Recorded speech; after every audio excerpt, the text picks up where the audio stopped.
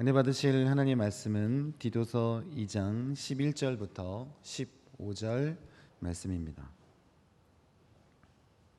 모든 사람에게 구원을 주시는 하나님의 은혜가 나타나 우리를 양육하시되 경건하지 않은 것과 이 세상 정욕을 다 버리고 신중함과 의로움과 경건함으로 이 세상에 살고 복스러운 소망과 우리의 크신 하나님 구주 예수 그리스도의 영광이 나타나심을 기다리게 하셨으니 그가 우리를 대신하여 자신을 주심은 모든 불법에서 우리를 속량하시고 우리를 깨끗하게 하사 선한 일을 열심히 하는 자기 백성이 되게 하려 하심이라. 너는 이것을 말하고 권면하며 모든 권위로 책망하여 누구에게서든지 업신여김을 받지 말라. 아멘.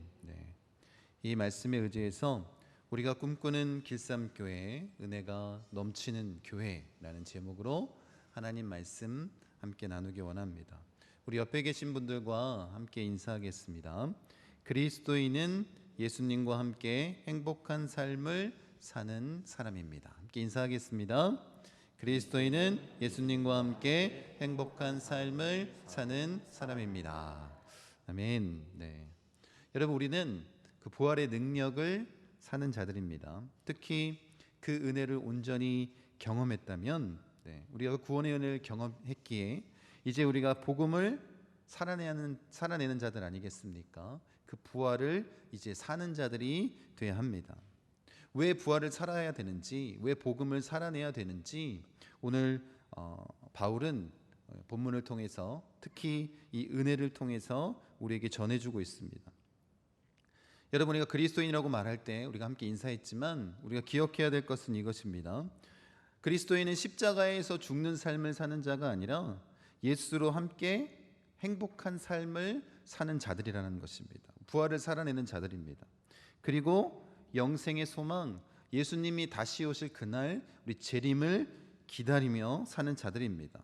그 은혜가 우리 목포 순복음 중앙교회 위에 또 우리가 꿈꾸는 이 길쌈교회 위에 온전히 이루어지기를 원합니다.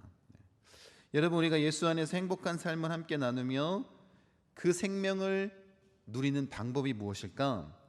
우리 모두가 이 예수님의 제자로 성장해 갈 때 우리에게 가장 필요한 것이 무엇일까? 라는 이런 질문이 있습니다. 물론 이 질문에 대한 답은 여러분이 잘 알고 있습니다. 그 답은 뭐냐면 바로 사랑입니다. 예수님께서 우리를 그 십자가에서 사랑하셨듯이 또 이 십자가뿐만 아니라 부활하심을 통해서 그리고 성령 강림을 통해서 지금까지 우리와 함께 하시고 또 우리를 위해 다시 이 땅 가운데 오실 날을 그 재림의 때를 준비하시며 하늘 보좌 우편에서 우리를 중보하시는 그 예수 그리스도를 통해서 우리가 그 사랑을 알 수 있습니다. 여러분, 한번 잘 생각해 보십시오. 인간은 하나님의 사랑으로 이 세상에 출현하게 됐습니다. 여러분, 모든 창조의 역사도 우리를 너무나도 사랑하셨기에 우리를 창조하신 것 아니겠습니까? 또 뿐만 아니라 인류의 모든 죄를 해결하실 이 구원 역사 역시, 구원 사역 역시 그 사랑에 기인한 것 아니겠습니까? 그래서 하나님이 우리에게 원하시는 것은 다른 것이 아닙니다. 내가 너희를 이렇게 사랑했으니 너희도 서로 사랑해라. 이것이 하나님의 마음 아니겠습니까? 여러분, 그런 의미에서 본다면 하나님의 나라, 우리 교회는 그렇게 사랑받을 자격이 없는 자에서 사랑받을 자격이 있는 자로 변화된 사람들이 모여있는 공동체 아니겠습니까? 더 나아가서 그 사랑을 실천해야 될 그런 공동체입니다. 여러분, 우리가 꿈꾸는 이 길쌈교회처럼 사랑이 넘치는 그런 교회가 되길 원합니다. 여러분, 그래서 우리가 복음을 살아내는 교회라는 주제로 무려 3주간 2장 1절부터 10절 말씀을 함께 나눴습니다. 바울이 연령별로 어떻게 그 복음을 살아내는 모습을 갖춰야 되는지에 대해서 이야기를 하고 있습니다. 그리고 그 모습을 나타내는 핵심을 두 가지로 얘기하고 있는데, 첫 번째가 뭐냐면 본을 보이는 것이고 두 번째는 가르치는 것이라고 얘기하고 있습니다. 여러분, 우리가 예수 그리스도를 닮아서 본을 보이고 그 복음을, 바른 교훈을 온전히 전하는 가르쳐 지키게 하며 제자로 세우는 그 사명을 감당해야 된다는 것입니다. 왜 우리가 이 사명을 감당해야 되느냐? 그 이유에 대해서 오늘 본문에 바울은 이렇게 말하고 있습니다. 2장 11절 말씀입니다. 모든 사람에게 구원을 주시는 하나님의 은혜가 나타나, 이렇게 얘기하고 있습니다. 헬라어로 보면 우리가 읽었던 이 본문 앞에 가르라는 접속사가 생략되어 있습니다. 왜냐하면 이란 뜻인데, 그러니까 이 의미가 이것입니다. 우리가 본을 보이며 복음을 전해야 할 사명을 살아야 되는 이유가 무엇이냐면 모든 사람에게 구원을 주신 하나님의 은혜가 나타났기 때문이다라는 거예요.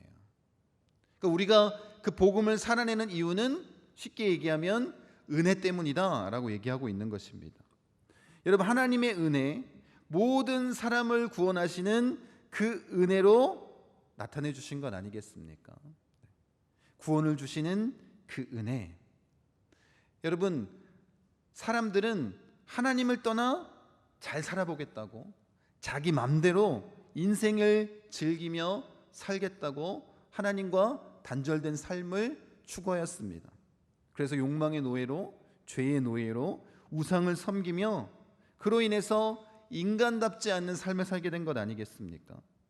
여러분, 그 수많은 죄인들을 하나님께서는 끝까지 사랑하셨습니다.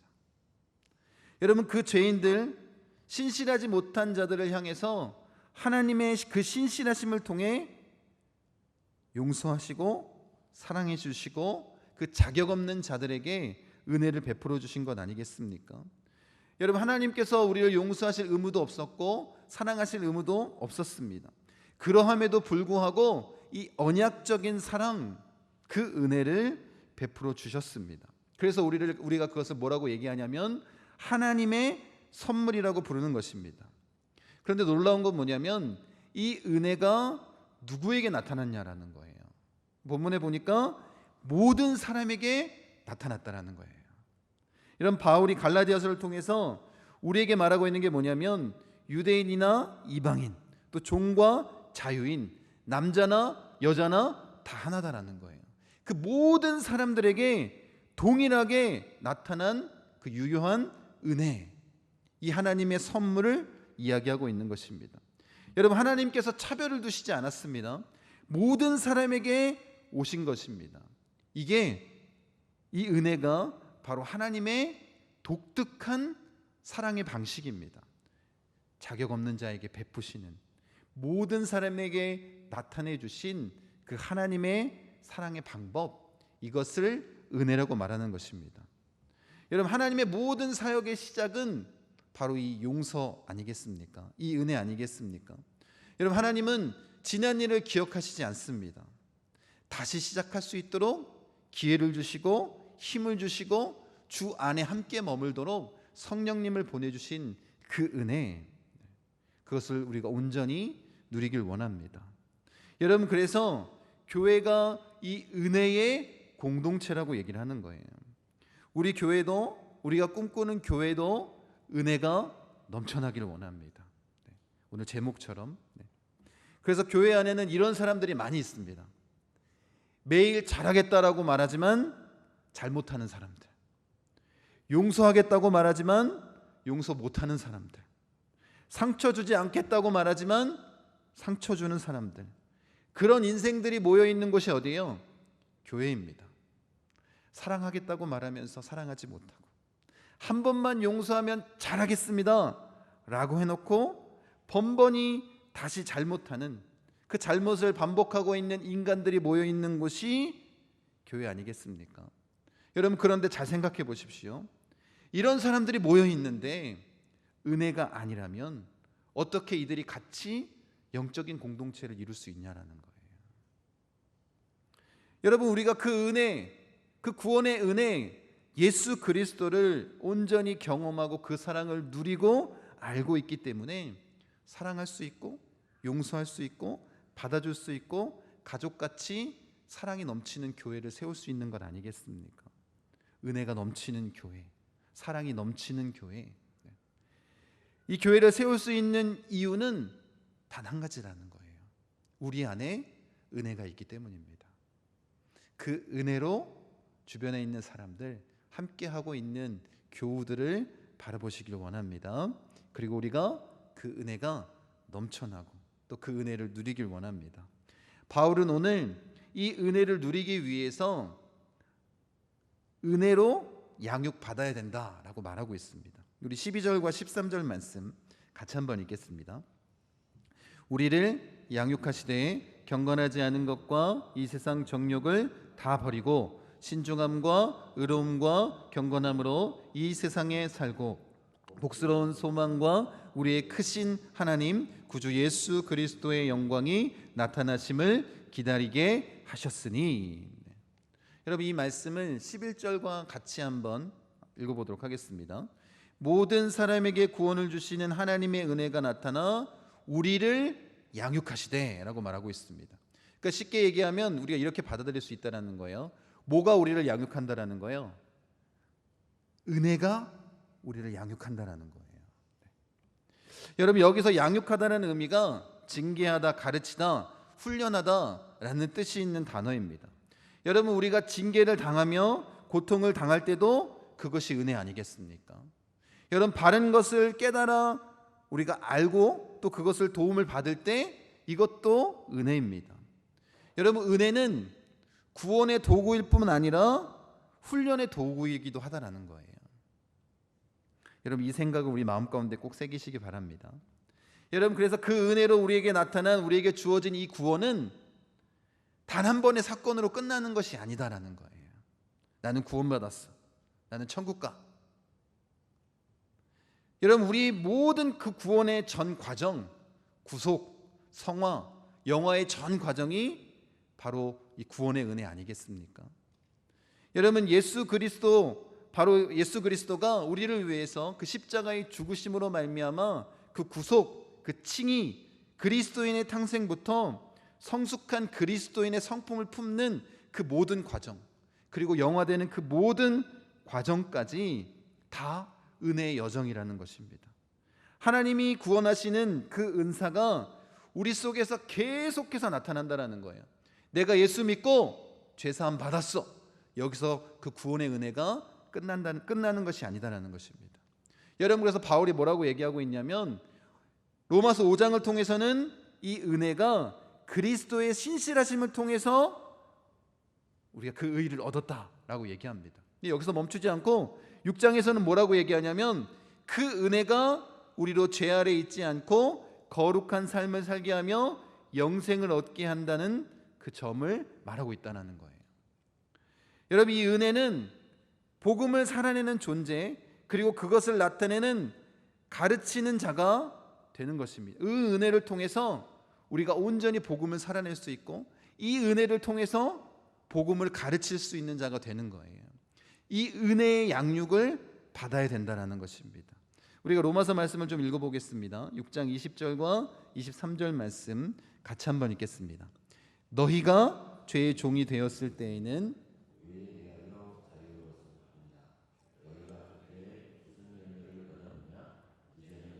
그 일을 부끄러워하나니 이는 그 마지막이 사망임이라. 그러나 이제는 너희가 죄로부터 해방되고 하나님께 종이 되어 거룩함에 이르는 열매를 맺었으니 그 마지막은 영생이라. 죄의 삭은 사망이요 하나님의 은사는 그리스도 예수 우리 주 안에 있는 영생이니라. 여러분, 이 모든 것이 다 은혜이고 이 모든 것이 다 구원의 전 과정이라는 거예요. 여러분, 우리 교회의 그 1단계 교육, 길, 복음 중심의 삶을 통해서 우리가 이 구원의 시제가 있다라고 말씀드렸습니다. 그리고 이 구원의 과거, 현재, 미래 이 시제가 있는데 이 세 가지 시제가 구원의 측면 가운데 하나라도 무시되면 구원을 바라보는 관점이 왜곡되어지는 것입니다. 그래서 이 세 가지를 우리가 다 마음 가운데 품고 있어야 됩니다. 첫 번째, 이 과거 시제는 뭐냐면 우리가 칭의, 구속이라고 얘기하는 것인데 하나님은 그리스도인을 정죄함에서 구원하셨다라는 거예요. 회심하는 순간 이루어지는 그런 사역입니다. 로마서 5장 1절입니다. 그러므로 우리가 믿음으로 의롭다 하심을 얻었은즉 우리 주 예수 그리스도로 말미암아 하나님으로 더불어 화평을 누리자. 현재 시제는 뭐냐면 성화입니다. 그리스도인은 제 권세에서 구원을 받고 있는 중입니다. 계속해서 어떻게 되는 거예요?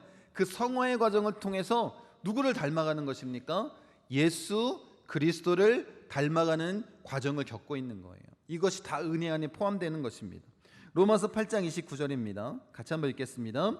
하나님이 미리 하신 자들로 또한 그 아들의 형상을 본받게 하기 위하여 미리 정하셨으니 이는 그로 많은 형제 중에서 맏아들이 되게 하려 하심이니라.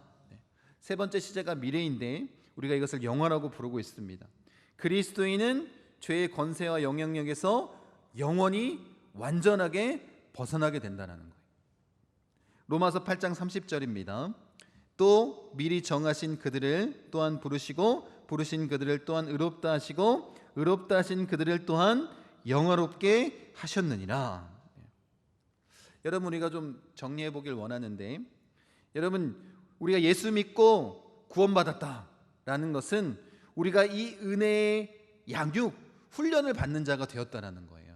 이 은혜를 통해서 구원의 은혜를 경험하면서 여기서 끝이 아니라 이제 이 은혜의 양육을 받는 훈련자들이 됐다는 것입니다. 그래서 성화의 과정이나 영화될 때까지 우리가 그 은혜 안에 양육받고 훈련되어지는 그리스도의 군사로 나가야 된다는 것입니다.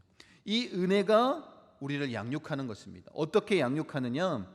다시 한번 12절과 13절 말씀 같이 한번 읽겠습니다. 우리를 양육하시되 경건하지 않은 것과 이 세상 정욕을 다 버리고 신중함과 의로움과 경건함으로 이 세상에 살고 복스러운 소망과 우리의 크신 하나님 구주 예수 그리스도의 영광이 나타나심을 기다리게 하셨으니, 여기서 세 가지를 말하고 있는데 버리고 살고 기다리게 하셨다는 거예요.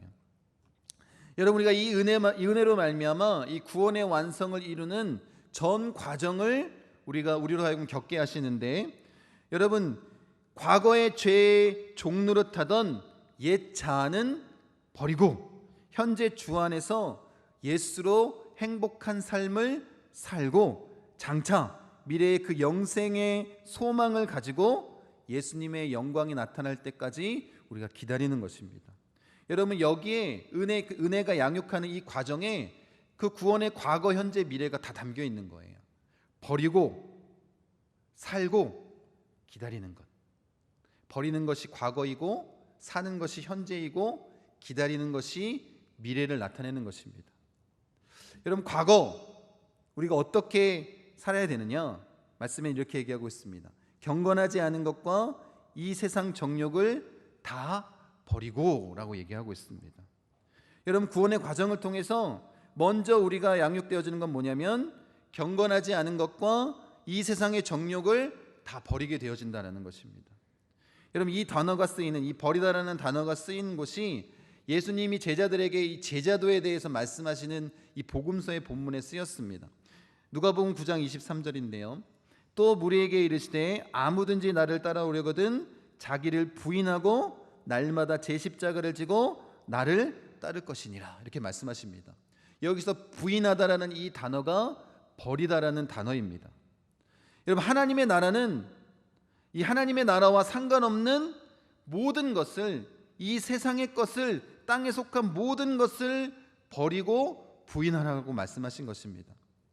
여러분, 우리가 하나님 나라의 그 가치관으로 재평가하는 그런 삶을 살아야 된다는 것입니다. 여러분, 그래서 바울은 이 모든 것, 경건하지 않은 것과 이 세상의 정욕을 다 뭐로 여겼다고 얘기하고 있어요? 배설물로 여겼다라고 말하고 있습니다. 경건하지 않은 것, 이 로마서 말씀인데요. 1장 18절에 하나님의 진노가 불의로 진리를 막는 사람들의 모든 경건하지 않음과 불의에 대하여 하늘로부터 나타나나니, 이렇게 얘기하고 있습니다. 여러분, 경건하지 않은 것은 하나님의 진노와 정죄를 피할 수 없는 것입니다. 여러분, 그만큼 하나님의 말씀이나 뜻을 거스르는 삶의 태도를 나타내는 것입니다. 또 이 세상의 정욕이라고 얘기하고 있는데, 사실 이 정욕이라는 단어는 부정적인 의미가 담겨 있는 단어가 아니라 그냥 욕망을 나타내는 그런 단어입니다. 그런데 이 욕망이라는 단어를 뭐가 수식하고 있냐면 세상이 수식하고 있다는 것입니다. 자신의 욕망을 만족시키기 위해서 그것이 삶의 목표가 될 때 이것이 정욕이 되어진다는 것입니다. 그래서 세상이 부추기는 그 엽기적이고 탐욕적인 그 욕망에 춤추는 자들이 되어버리는 것입니다. 다른 사람들은 전혀 신경 쓰지 않고 내가 원하는 대로만 살면 되는 것입니다. 그래서 그 정욕을 위해 자신의 영혼을 팔아버리는 자들이 되는 것 아니겠습니까? 요한일서 2장 16절에는 이렇게 얘기하고 있습니다. 이는 세상에 있는 모든 것이 육신의 정욕과 안목의 정욕과 이생의 자랑이니 다 아버지께로부터 온 것이 아니요 세상으로부터 온 것이라, 이렇게 말하고 있습니다. 이 세상에 사로잡혀서 자신들이 멸망의 길을 가는지 알지도 못하고 살아가는 것 아니겠습니까? 죄의 종로를 타면서 그것이 잘못된 것인지 인식조차 못하는 것입니다. 아니, 벗어나고 싶다라고 생각할지라도 그 죄의 굴레 가운데 벗어나지 못하고 살아가게 된다는 것입니다. 여러분, 이것을 버리라고 말하고 있는 거예요. 근데 여러분 잘 생각해 보십시오. 우리가 예수 그리스도를 인격적으로 만난다면, 그리고 그 새 창조의 역사를 온전히 경험한다면, 그 십자가의 주님을 우리가 온전히 만나게 되면 가장 먼저 깨닫는 것이 무엇이냐면, 우리의 삶의 모습이, 내 삶의 방식과 목적이 예수님께 합당하지 못하다는 것을 깨닫는다는 거예요. 아니, 그것이 얼마나 역겨운 것인지를 깨닫게 된다는 것입니다. 그래서 은혜 받은 자들이 행하는 가장 첫 번째 일이 무엇이냐면 바로 이렇게 버리는 것입니다.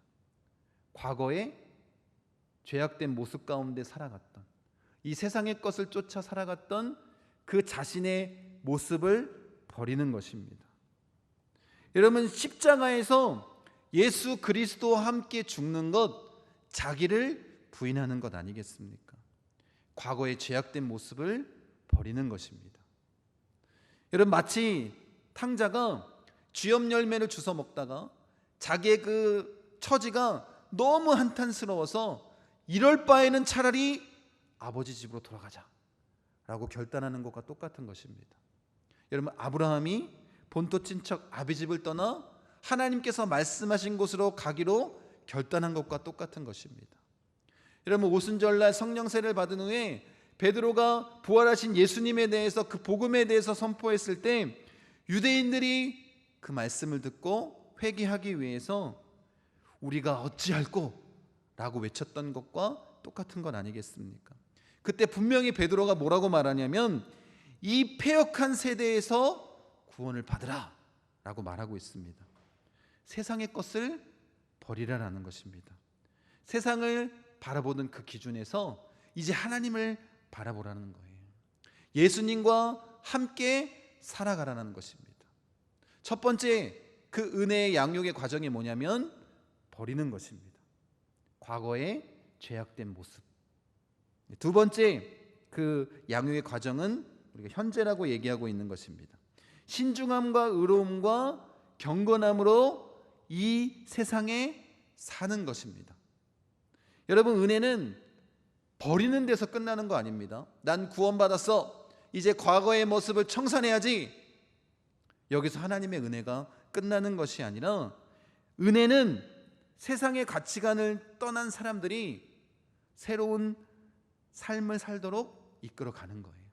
하나님의 기준으로, 하나님의 방법으로 예수님과 함께 행복한 삶을 살도록 나타내는 것입니다.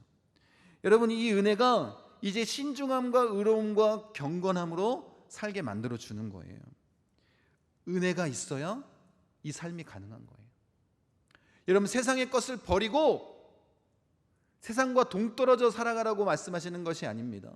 이 은혜가 주어진 사람들은 어떻게 사는 거냐면 세상의 가치관, 기준을 가지고 살아가는 것이 아니라 이 세상과 전혀 다른 바로 하나님의 기준을 가지고 이 세상 가운데 사는 자가 되는 것입니다. 여러분, 여기서 강조하는 이 신중함과 의로움과 경건함은 관계에 대해서 얘기를 하고 있는 거예요. 우리가 은혜를 받았다면, 예수로 행복한 삶을 사는 자들이 되었다면 이 세상에서 동떨어진 삶을 사는 것이 아니라 이 세상 안에서 거룩한 관계를 나타내는 자가 되는 것입니다. 함께 보십시오. 신중함은 자기 자신과의 관계를 나타내는 것입니다. 침착하고 냉정하고 분별 있게 자제하는 삶을 사는 것입니다. 디도서에서 계속해서 바울이 강조했던 것입니다. 두 번째, 의로움은 뭐냐면 다른 사람과의 관계를 말하고 있는 거예요. 올곧고 바르고 옳은 관계를 만들어 나아가는 것입니다. 그리고 세 번째, 경건함이 무엇이냐면 하나님과의 관계를 말하는 것입니다. 믿음이 깊고 독신한. 경건함의 중요함에 대해서는 우리가 이미 나눴습니다. 여러분, 우리가 꼭 기억해야 될 이 은혜, 지금 뭘 강조하고 있냐면 관계를 강조하고 있는 거예요. 나 자신과의 관계, 이웃과의 관계, 그 하나님과의 관계를 바르고 올바르게 세워서 이 세상 가운데 영향력 있는 삶을 살게 하셨다는 것입니다. 세상과 동떨어져서 수도승처럼 우리를 살게 하신 것이 아니다라는 거예요. 여러분, 우리는 세상 속에 거룩한 교회로 세워진 자들 아니겠습니까? 저기 써 있죠? 우리가 원하는 기쌈교회의 모습입니다. 세상 속에 거룩함으로 세워져 있는 자들이 그리스도인 아니겠습니까? 여러분, 우리가 그런 삶을 사는 자들임을 깨달으시기 바랍니다. 그래서 그 은혜가 우리를 그렇게 양육한다는 거예요. 세 번째가 이제 미래 관점인데, 어떻게 양육하냐면 복스러운 소망과 우리의 크신 하나님 구주 예수 그리스도의 영광이 나타나심을 기다리게 하셨으니, 이 은혜가 가르치는 마지막이 바로 이 기다림인데, 오늘 신앙, 이 현재를 사는 이 신앙을 뒷받침하는 것입니다. 은혜로 과거와 결별하고 영광의 소망을 향한 기다림으로 이 현재를 살아가게 하는 것 아니겠습니까? 예수로 행복한 삶을 살게 만드는 것입니다. 여러분, 지금 은혜로 하여금 이 두 가지를 기다리게 한다라고 말하고 있는데, 복스러운 소망과 예수 그리스도의 영광이 나타나는 것을 지금 기다리는 것입니다. 그런데 이 원어로 보면 정관사가 하나로만 써여 있습니다. 그래서 의미가 뭐냐면 두 가지가 아니라 그리스도의 영광이 바로 복스러운 소망을 나타내고 있는 것입니다. 여러분, 우리가 이 세상에 소망을 두는 것이 아니라 예수 그리스도가 이 땅 가운데 다시 오실 그 영생의 소망, 그 영광을 나타내실 그 재림의 때를 기다리는 거예요. 그것을 소망하는 것, 이것을 복스러운 소망이라고 부르는 것입니다. 이 복스러운 소망을 축복이 가득한 소망, 또 진정한 행복을 맛볼 수 있는 소망이라는 뜻을 담고 있습니다. 여러분, 우리가 기다리고 기대하는 것은 막연한 기대가 아닙니다. 현실을 도피하기 위한 가짜 소망도 아니고 희망사항도 아닙니다. 하나님이 이미 그 소망을 말씀으로 약속하신 것 아닙니까? 예수 그리스도가 그 소망의 자체가 되시는 것입니다. 그래서 우리가 그 소망을 기다릴 수 있는 것 아니겠습니까? 이런 바울도 우리가 이미 나눈 디도서 1장에서 자신이 사도가 된 이유를 뭐라고 얘기하고 있냐면 영생의 소망 때문이라고 말하고 있습니다. 소망이 있기에 성도는 믿음으로 경건한 진리를 붙잡고 나아갈 수 있는 것 아니겠습니까? 예수님이 다시 오시는 그날, 예수님은 이미 여러 가지 표적을 통해서 그 십자가의 죽으심과 부활 승천을 통해서 심의하게 그 영광을 나타내 보이셨는데, 이제 재림하시는 그날 그 영광의 진면목을 우리에게 보여주시겠다라고 말씀하시는 것입니다. 여러분, 우리는 그 크신 하나님 구주 예수 그리스도의 영광이 나타나실 그날, 그 재림의 때를 기다리며 그 복스러운 소망을 가지고 사는 자들입니다. 그들이 바로 우리가 말하는 그리스도인이라고 말하는 것 아니겠습니까?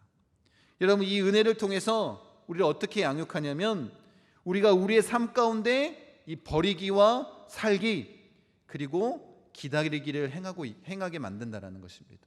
여러분, 제가 한번 질문해 보겠습니다. 여러분이 그리스도인이잖아요. 여러분 삶에 이 버리기와 살기 그리고 기다리기를 행하고 계십니까? 날마다. 여러분이 참된 그리스도인이라면 이 은혜 때문에, 이 은혜로 인해서 여러분 그렇게 버리기와 살기와 기다리기를 행하고 계십니까? 여러분, 우리가 이 구원의 은혜를 경험했다면 하나님이 원하시는 것은 무엇이냐면 끝까지 이 은혜 안에 거하길 원하시는 거예요. 성화와 영화의 과정을 견뎌내기를 원하시는 것입니다.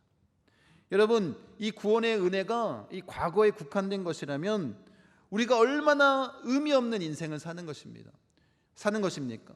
여러분, 우리가 예수 믿는 것이 천국 가기 위한 것이라면 이 땅의 지금 이 삶의 모습이 얼마나 부질없는 것입니까? 여러분, 우리는 천국 가기 위해서 부르심 받은, 단지 그것 때문에 부르심 받은 자들도 아니고, 여러분, 정말 우리가 은혜를 입은 이유는 무엇이냐면 예수로 이 땅 가운데 행복하게 살기 위한 것 아니겠습니까? 그 은혜를 경험하고 나누고 누리는 것 아니겠습니까? 그리고 그 영광의 때, 그 미래의 복스러운 소망을 기대하면서 흠없는 자로 예수 그리스도의 신부로 오직 예수 그리스도를 온전히 맞이하기 위해서 이 땅 가운데 사는 자들 아닙니까? 여러분, 우리가 그런 삶을 살기 원합니다.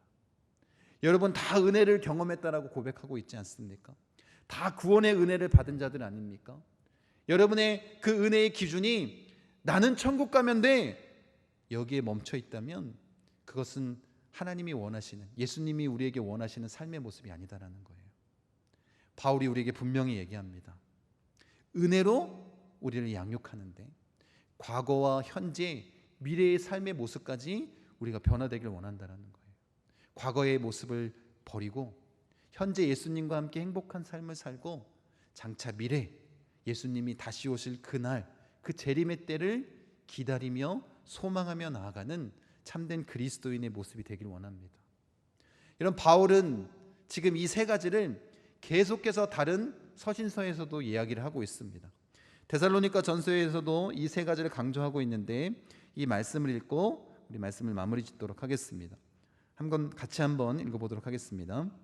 그들이 우리에 대하여 스스로 말하기를 우리가 어떻게 너희 가운데 들어갔는지와 너희가 어떻게 우상을 버리고 하나님께로 돌아와서 살아계시고 참되신 하나님을 섬기는지와 또 죽은 자들 가운데서 다시 살리신 그의 아들이 하늘로부터 강림하실 것을 너희가 어떻게 기다리는지를 말하니 이는 장래의 노하심에서 우리를 건지시는 예수시니라. 여러분, 우리 그리스도인들은 하나님의 그 은혜로, 구원의 은혜로 과거, 현재, 미래 버리고 살고 기다리며 사는 자들 아니겠습니까? 여러분, 헛된 우상들을 버리고 잘못된 그 죄악된 모습들을 버리고 살아계신 하나님을 섬기며 사는 자들 아닙니까? 예수님을 닮은 모습으로 예수 그리스도와 함께 행복한 삶을 이 땅 가운데 누리며 예수님이 다시 오실 그 재림의 때를 기다리며 사는 자들 아니겠습니까? 여러분, 우리 교회 안에 이 은혜가 넘쳐나길 원합니다.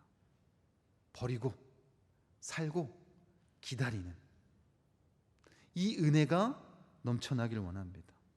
그래서 우리를 구원해 주신 거예요. 그 은혜를 값없이 우리에게 허락하신 것 아니겠습니까? 여러분, 그 은혜로 말미암아 우리는 복음을 살아내는 자들이 될 수 있고, 그 은혜로 말미암아 우리는 복음을 살아내야 되는 것입니다. 여러분들이 그 구원의 은혜를 경험했다면 이 말씀을 꼭 기억하십시오. 그 은혜 때문에 우리는 복음을 살아낼 수 있고, 그 은혜 때문에 우리는 복음을 살아내는 자가 되어야 되는 것입니다. 우리 교회 안에, 우리 목포 순복음 중앙교회 안에, 또 우리가 꿈꾸는 이 기쌈교회 안에 이 은혜가 넘쳐나기를 간절히 축원드립니다.